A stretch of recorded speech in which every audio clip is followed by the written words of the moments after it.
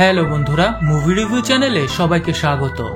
আজ আমি তোমাদের কাছে এক্সপ্লেন করব 2005 সালে মুক্তিপ্রাপ্ত ইতালিয়ান মুভি মেলিসা পি। মুভিটিতে দেখানো হয় একজন সুন্দরী মেয়ে যে তার কলেজে সবচেয়ে গুড বয়ের ভালোবাসাকে ইগনোর করে দিয়ে কলেজের সবচেয়ে ব্যাড বয়ের প্রেমে পড়ে। আর সে ব্যাড বয় মেয়েটির দুর্বলতার সুযোগ নিয়ে তার সাথে কত নোংরামি করতে থাকে, আর সেই মেয়েটির শেষ পরিণতি কি হয় তা নিয়েই মুভিটির গল্প। তো বন্ধুরা, চলো তাহলে শুরু করা যাক আমাদের আজকের মুভি রিভিউ। মুভির শুরুতে আমরা মেলিসাকে দেখি যে তার রুমে শুয়ে শুয়ে রস বের করছিল, কিন্তু হঠাৎই সেখানে তার মা চলে আসে আর সে এসব দেখতে পেয়ে তাকে বকাঝকা করতে থাকে। মেলিসার পরিবারে ছিল তার মা আর দাদি।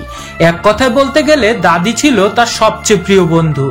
এরপর মেলিসা তার ফ্রেন্ডের সাথে একটা পুল পার্টিতে যায়, আর এই পার্টিটা রেখেছিল কলেজের সবচেয়ে বড় ব্যাড বয় ড্যানিয়েল।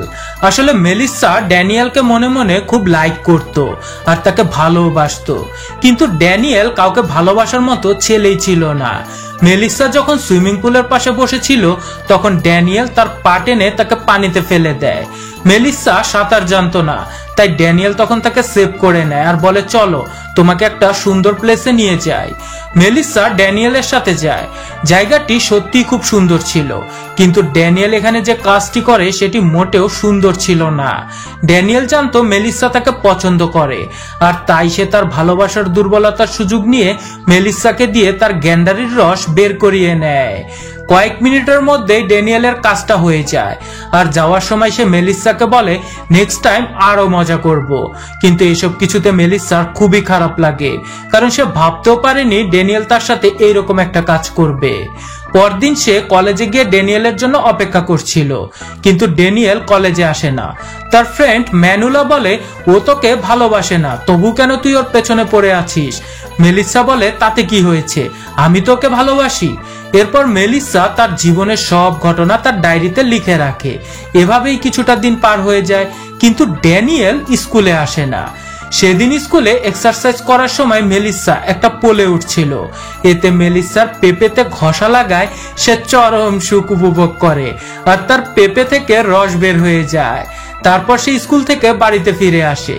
এদিকে তার দাদি একটু অসুস্থ ছিল, তাকে যে কোনো সময় হসপিটালে ভর্তি করতে হতে পারে। সেদিন রাতে মেলিসা তার ফ্রেন্ডের সাথে একটি পার্টিতে যায়। পার্টিতে সে ড্যানিয়েলকেও দেখতে পায়। মেলিসা তার ক্রাশকে হঠাৎ দেখতে পেয়ে সে খুব খুশি হয়। ড্যানিয়েলও মেলিসাকে দেখে তার সাথে কথা বলতে আসে।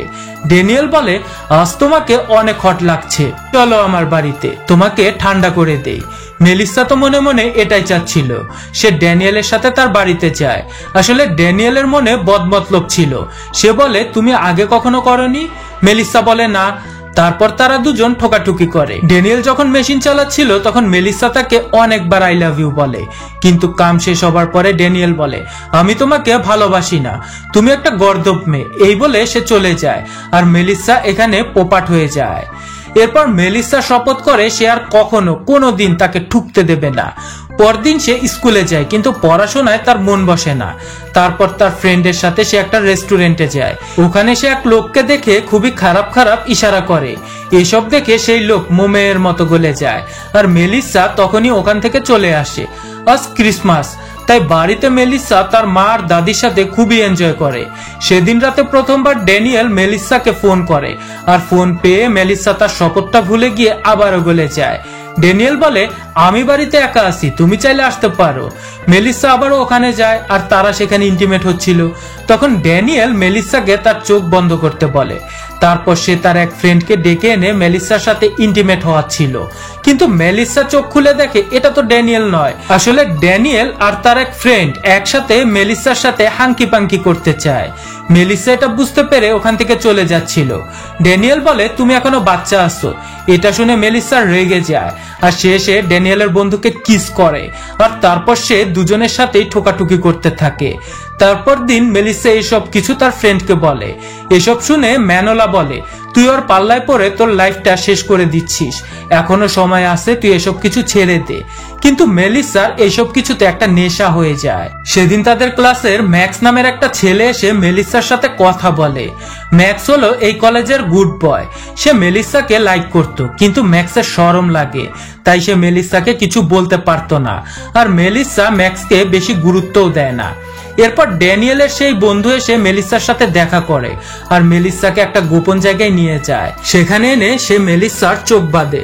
আসলে সেদিন সেখানে ড্যানিয়েলের গ্রুপের সব বন্ধুদের আনা হয়েছিল মেলিসার সাথে হাঙ্কি পাঙ্কি করার জন্য। মেলিসা সেখান থেকে বের হয়ে যাওয়ার অনেক চেষ্টা করে, কিন্তু পারে না। আর সেখানকার সব ছেলেরা মিলে যে যেভাবে পারে মেলিসার রস বের করতে থাকে। মেলিসা সব কিছুতে খুবই ভেঙে পড়ে। সে কি করবে কিছুই বুঝতে পারতেছিল না। এদিকে মেলিসার মা মেলিসার লেখা ডায়েরিটা দেখতে পায়, যেখানে মেলিসা তার জীবনের সব ঘটনা লিখে রেখেছিল। তার মা ডায়েরিটা পড়ে সবকিছুই জানতে পারে, কিন্তু সে মেলিসাকে কিছুই বলে না, উল্টো মাফ চায়। কারণ সে মা হয়ে নিজের মেয়ের লাইফে কি চলছে সে খবরই সে রাখেনি। এজন্য তারা দুজনেই সেখানে খুব কান্না করে। এরপর মেলিসা ঠিক করে সে তার লাইফটা পুরোপুরি চেঞ্জ করবে, আর সে তার সত্যিকারের ভালোবাসাটা বুঝতে পারে। তাই সে পরের দিন সকালে কলেজে ম্যাক্সের সাথে দেখা করে।